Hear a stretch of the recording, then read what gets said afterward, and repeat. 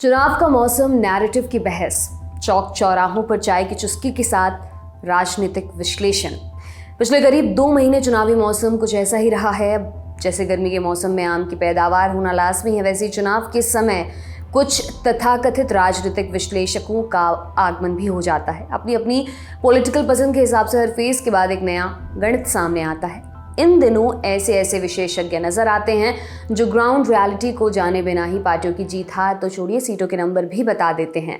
ऐसे राजनीतिक जानकार आपको चौक चौपालों, बसों, ट्रेनों, ऑफिस और कई जगह मिल जाएंगे। खैर, ये तो उनकी बात हो गई जो दावों के हवाई फायर करते हैं, लेकिन चुनावों में कुछ ऐसे लोग भी होते हैं जो जमीन पर काम करते हैं, लोगों से जानकारी इकट्ठा करते हैं और इस जानकारी को मैथमेटिकल मॉडल के जरिए नंबर में बदलते हैं। थोड़ा और स्पेसिफिक होकर कहें तो स्टैटिस्टिक्स का मॉडल बनाते हैं। इसी को हम आम बोलचाल की भाषा में एग्जिट पोल कहते हैं। लेकिन कुछ जानकार एग्जिट पोल्स को भी उतना विश्वसनीय नहीं मानते और उस पर भी सवाल उठाते रहे हैं, जैसे कि क्या एग्जिट पोल हमेशा सही जानकारी देते हैं? अगर ये गणित है तो फिर सभी एजेंसियों के एग्जिट पोल एक दूसरे से अलग क्यों होते हैं? लोकसभा चुनाव 2024 के एग्जिट पोल पर विपक्ष ने भी सवाल उठाए हैं। कांग्रेस नेता राहुल गांधी ने 2 जून को कहा कि ये मोदी मीडिया पोल है। जब उनसे पूछा गया कि इंडिया गठबंधन की कितनी सीटें आ रही हैं, इस पर राहुल गांधी ने कहा, क्या आपने सिद्धू मूसेवाला का गाना 295 सुना है? वहीं कांग्रेस नेता जयराम रमेश ने कहा कि एग्जिट पोल पर विश्वास रखना मेरे हिसाब से गलत है। ये सब कठपुतलियां हैं और ये कठपुतलियों के मास्टर हैं, उन्होंने ही ये सब कराया है। इसका जवाब जानने के लिए आपको विस्तार से समझाते हैं एग्जिट पोल का आंकड़ा निकलता कैसे है, एग्जिट पोल कैसे कैलकुलेट किया जाता है, इसके लिए कौन कौन से तरीकों का इस्तेमाल किया जाता है, ग्राउंड से आए डेटा को कंपाइल करके आंकड़े कैसे निकाले जाते हैं। आसान भाषा की इस किश्त में आपको इन सभी सवालों के जवाब देंगे और तसल्ली से समझेंगे एग्जिट पोल का पूरा तिया पांचा। नमस्कार, मेरा नाम दिव्यांशी सुमराव है। आप देख रहे हैं हमारी खास सीरीज आसान भाषा में।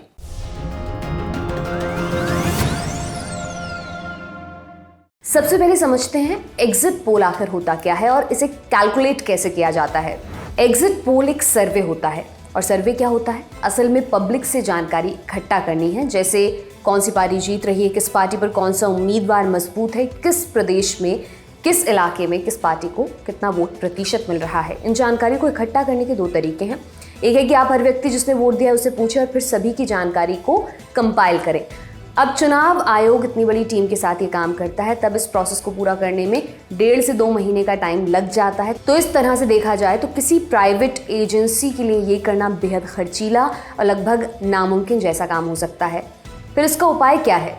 यहाँ आता है सर्वे का रोल। सर्वे में पूरी पब्लिक से नहीं बल्कि पब्लिक के एक छोटे से हिस्से से जानकारी इकट्ठा की जाती है और उसके रिजल्ट के हिसाब से ये अनुमान लगाया जाता है। जैसे चावल की ढेर सारी बोरियां एक गोदाम में या दुकान में रखी हैं, वहाँ से हर एक बोरी में से एक मुट्ठी चावल लेकर सैंपल इकट्ठा किया जाता है और फिर उस सैंपल के आधार पर उन चावलों की गुणवत्ता का अंदाज़ा लगा लिया जाता है। इसी पैटर्न से वोटर्स का मूड भांप लिया जाता है। अब सवाल ये बनता है किसका सर्वे करना है, किसका नहीं करना है, इसका फैसला कैसे लिया जाएगा? इसके लिए डेटा में सैम्पलिंग की जाती है। माने इस केस में सभी वोटर्स में से कुछ लोगों को चुनना।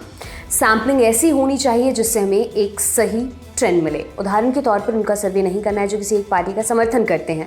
इसी तरह से सिर्फ किसी एक धर्म, जाति या एक ही लोकेशन के लोगों का सर्वे भी सही सैम्पलिंग नहीं मानी जाती। सैम्पलिंग ऐसी होनी चाहिए कि पूरी पब्लिक के मूड का पता चल सके ताकि बाद में उसका एक सही निष्कर्ष निकाला जा सके। ऐसी निष्पक्ष सैम्पलिंग कैसे की जाएगी? यहीं पर रोल आता है स्टैटिस्टिक्स का, यानी आंकड़ेबाजी का। असल में सैम्पलिंग के मुख्यतः 2 तरीके होते हैं, जैसे रैंडम सैम्पलिंग या स्ट्रैटिफाइड सैम्पलिंग। एक एक कर इन दोनों को समझ लेते हैं। सबसे पहले रैंडम सैम्पलिंग। इसमें क्या होता है? इसका बहुत सिंपल सा लॉजिक है। सर्वे करने वाला व्यक्ति बिना समूहों के भेद के किसी भी व्यक्ति से उसका पक्ष पूछता है। अब दूसरे तरीके की सैम्पलिंग समझते हैं, स्ट्रेटिफाइड सैम्पलिंग। इसमें थोड़ी और डिटेल्स जोड़ी जाती हैं, जैसे कि सैंपल वाली पब्लिक को कुछ वर्गों में बांटा जाता है, जाति, धर्म, आयु, आमदनी आदि। फिर इन वर्गों में रैंडम सर्वे किया जाता है, माने उस वर्ग के रैंडम व्यक्ति से सवाल पूछे जाते हैं। इन दोनों में से किसी भी तरीके का इस्तेमाल करके सैंपल लिया जाता है। अब ये सैंपल का साइज़ कितना होगा इसे समझते हैं। माने कितने लोगों का सर्वे करना है, इसका क्या हिसाब किताब होता है, इसे एक्सपर्ट से जानते हैं। देखिए, सवाल यह है कि आप एग्जिट पोल के द्वारा जानना क्या चाहते हैं। अगर देश भर के आंकड़े जानना चाहते हैं, मतलब कि पूरे ऑल इंडिया में किस पार्टी को कितनी वोट आएगी, कितनी सीटें आएंगी, तो छोटे सैंपल से भी काम चल सकता है। लेकिन अगर आपको देश के अलग अलग राज्यों का हिसाब किताब लगाना है तो आपको सैंपल थोड़ा बड़ा करने की ज़रूरत है। अगर राज्य के हर पार्लियामेंट्री सीट, हर लोकसभा सीट के बारे में जानकारी हासिल करनी है तो और बड़ा लेना पड़ेगा। कहने का मतलब जितने उसके टुकड़े करने हैं तो आपको सैंपल बड़ा से बड़ा लेना पड़ेगा। देश भर का अगर सर्वे करना है तो अगर आप 10-20 हज़ार का भी सैंपल ले लें और उससे सिर्फ वोट का अनुमान लगाएं तो बड़ा सटीक है, कोई इसमें गड़बड़ी नहीं है। लेकिन अगर आप देश के 20-25 राज्यों के हर राज्य के बारे में कहना है तो कम से कम मुझे लगता है 30-40 हज़ार 50 हज़ार का सैंपल लेना चाहिए, जिससे कि आपको हर राज्य में कुछ ना कुछ एक साइजेबल सैंपल मिले। ये बिल्कुल वैसा ही है जैसा हम और आप जब अपने बर्थडे में अगर मुझे 5 दोस्तों को बुलाना है तो 1 किलो के केक को हम 5 हिस्सों में अगर काट दें तो बड़े आराम से 5 दोस्तों को खिलाया जा सकता है। लेकिन हमने केक मंगाया 1 किलो का और आ गए 100 दोस्त, उसके अगर 100 हिस्से करेंगे तो किसी को भी केक का स्वाद नहीं मिलेगा। अगर हमें 100 दोस्त आ रहे थे तो हमें केक बड़ा मंगाना चाहिए था। वही मैं समझाने की कोशिश कर रहा हूं कि अगर देश के 543 पार्लियामेंट्री कंस्टिट्यूएंसीज का अनुमान लगाना एक एक कंस्टिट्यूएंसीज को, जैसे हर व्यक्ति को केक टुकड़े देने हैं, तो हमें बड़ा सैंपल लेने की ज़रूरत पड़ती है और कई लोग इसी के लिए बहुत बड़ा सैंपल लेते हैं। किन लोगों से सवाल पूछना है, इसके चयन करने के बाद अब ये समझना ज़रूरी है कि कौन से सवाल पूछने हैं। इसके लिए सर्वे एजेंसियां एक सवालों का जखीरा बनाती हैं। इसमें वोट देने वाले लोगों से सवाल पूछे जाते हैं, जैसे सबसे बड़ा मुद्दा क्या है, किस नेता को वो पसंद करते हैं, किसे वोट देना चाहते हैं। ऐसे ही सवालों और उनसे मिले जवाबों के आधार पर ट्रेंड समझा जाता है।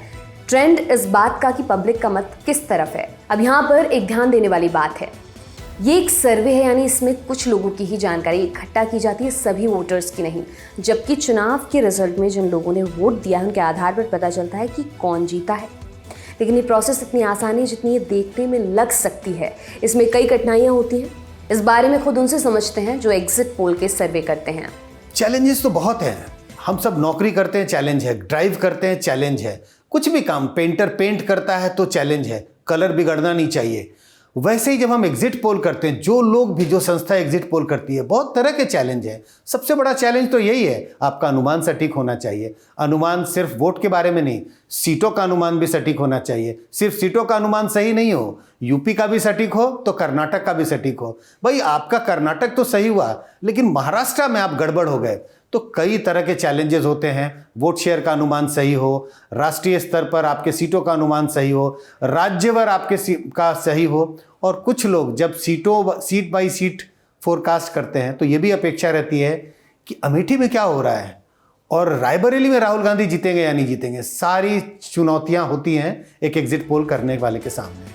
ये तो बात होगी एग्जिट पोल के तरीकों की और उसमें आने वाली कठिनाइयों की। लेकिन कई बार ऐसा भी हो जाता है कि वास्तविक चुनावी नतीजे और एग्जिट पोल के आंकड़ों में काफ़ी अंतर होता है। इसके अलावा चुनाव के समय कई सारी एजेंसियां एग्जिट पोल करती हैं, लेकिन असल नतीजों के करीब कुछ के ही प्रेडिक्शन होते हैं। ये फ़र्क क्यों आता है, इसे भी समझ लेते हैं। फ़र्क आता है क्योंकि ये एग्जिट पोल एग्जैक्ट पोल नहीं है। कई लोग इस बात की चर्चा करते हैं कि एग्जिट पोल हमारा एग्जैक्ट पोल है। आप बिल्कुल आपके आंकड़ों के करीब आ भी जाए रिजल्ट तो एग्जैक्ट नहीं होता है, अनुमान है।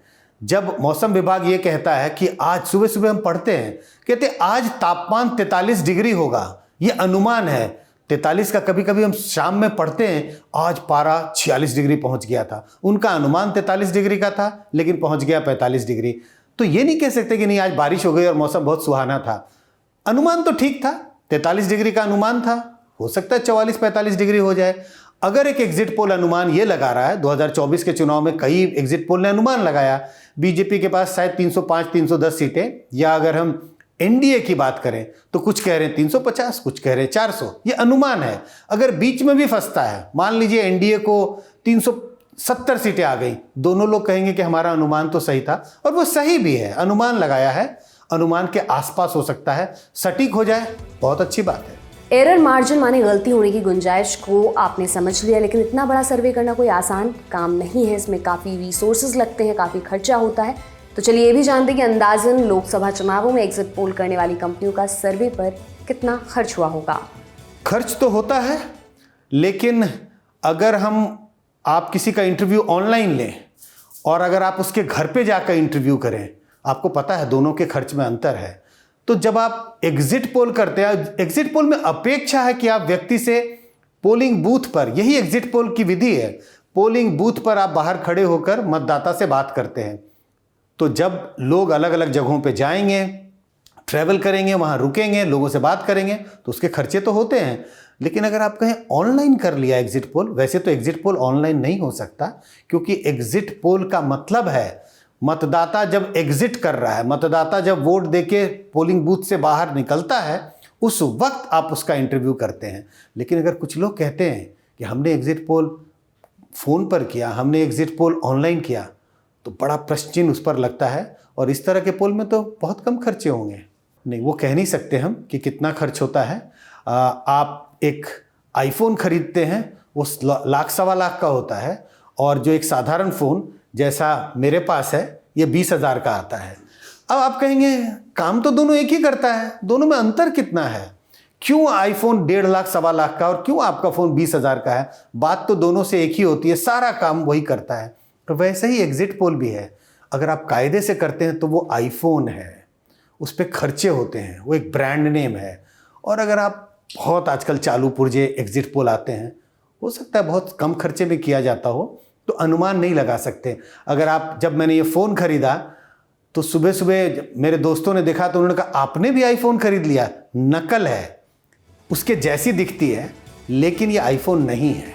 अब आप एग्जिट पोल को आसान भाषा में काफ़ी हद तक समझ गए होंगे और ये भी समझ गए हैं कि क्यों कोई भी एग्जिट पोल एकदम परफेक्ट नंबर नहीं दे सकता।